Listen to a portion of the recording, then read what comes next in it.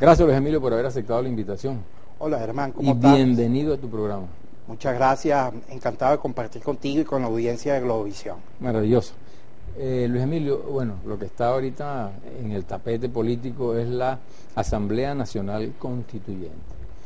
Y sobre todo lo que son las bases comiciales y quién convoca y quién tiene la iniciativa. En este caso el presidente llamó y convocó la Asamblea Nacional Constituyente. ¿Cuál es el caso concreto a tu criterio de si es posible solamente la iniciativa o solamente y también la convocatoria o no? ¿Cómo no, Germán? Aprovecho, bueno, y lo primero que te hago la distinción en base a tu pregunta.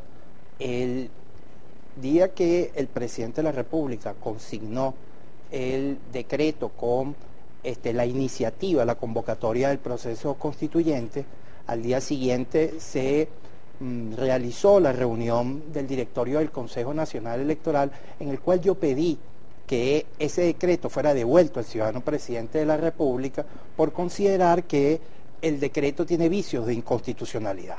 El primero de ellos, al revisarlo, el artículo 1 lo señala cuando el presidente atribuye o se atribuye la condición para convocar al proceso de la Asamblea Nacional Constituyente y a mi juicio y claramente señalado en el artículo 347 de la Constitución, eso es una facultad exclusiva al pueblo venezolano, que es el depositario del poder constituyente. Artículo número 2 del mismo decreto luego señala que la elección de estos constituyentistas se haría por representación de sectores de la sociedad civil. Cuando hablamos de sectores, hablamos del principio antagónico a la universalidad. La universalidad es el que todos los venezolanos participemos en el proceso. Cuando hablamos de sectores... ¿Por qué tú crees que es excluyente? Bueno, precisamente porque cuando nosotros señalamos o en el decreto se contempla que la representación sería por diversos sectores de la sociedad y no dentro del universo, pudiéramos estar, Germán, en clara contradicción con lo que establece la Constitución en base a los principios que debe tener el sufragio, que no son otros que un sufragio libre, directo, universal y secreto. Pero en la anterior constituyente y luego la Constitución actual del 99, hay sectores, tuvieron los indígenas, tuvo el sector de las mujeres, el sector de los trabajadores, en fin, cada quien tuvo su representación. No equivale igual a lo que está planteando el presidente. Porque a diferencia de la Constitución del 99, y es bienvenido y es compatible perfectamente la representación de diversos sectores del país, pero siempre en el marco de la universalidad, que todos los venezolanos tengan el derecho de precisamente pronunciarse por quienes van a ser los representantes a este proceso constituyente.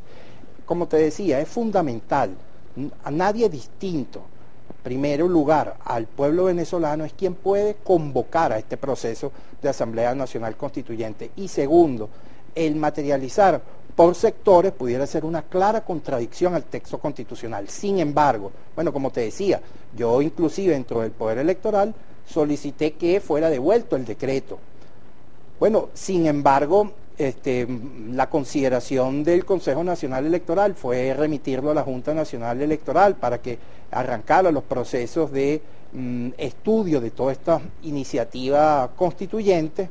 Sin embargo, al día de hoy, es realmente poco lo que puede adelantar el Consejo Nacional Electoral acerca de esta iniciativa, que por eso lo resalto entre comillas, iniciativa, porque bueno, estamos a la espera de que los propios promotores de la solicitud consignen al Poder Electoral las bases comiciales que son muy importantes, Germán, porque como tú lo debes recordar, ahí se contemplan todos los aspectos inherentes a cómo sería esa elección de los constituyentistas. O sea que aún no se ha dado inicio al proceso constituyente hasta tanto el CNE no tome la decisión de ya someter pues, a la revisión del cuerpo, claro. Exactamente. No, bueno, como te decía, es muy poco lo que se puede adelantar al día de hoy a esta iniciativa del presidente porque no están las bases comiciales, que son todos los aspectos de funcionamiento, forma de elección de los constituyentistas, mecanismos, cómo sería esa representación, tiempo de funcionamiento, todos los aspectos inherentes al desarrollo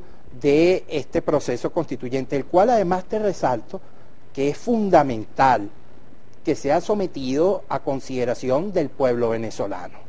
En esto, y yo quisiera hacer la siguiente, además explicarle, porque como está toda esta polémica generalizada sobre los distintos o la aplicación de estos preceptos constitucionales, es muy importante evaluar de dónde venimos para entender para dónde vamos.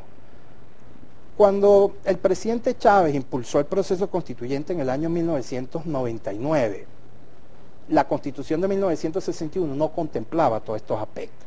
Eso es lo que establecen algunos para decir que ya esa convocatoria se soslaya, por decirlo de alguna manera, o sea, ya se entiende que lo puede hacer directamente el que tome la iniciativa. Es todo lo contrario, Germán, es todo lo contrario. Precisamente, no estando reflejado en la Constitución, se tomó o se hizo uso de la ley de participación política de aquel entonces, y sobre esa base la antigua Corte Suprema de Justicia, bueno, materializó lo que corresponde al poder del ejercicio soberano del pueblo, ese ejercicio del poder originario constituyente, y sobre esa base se sometió a consulta la procedencia de este proceso. Ahora, en esta oportunidad tenemos claramente desarrollado en un capítulo 3 artículos lo que corresponde a el proceso de la Asamblea Nacional Constituyente, artículo 347, que es el primero y que señala de la convocatoria, pudiéramos decirle, y claramente señala la convocatoria. Este proceso electoral corresponde al depositario del poder originario constituyente, que es el pueblo venezolano. ¿Quién puede convocar al proceso constituyente?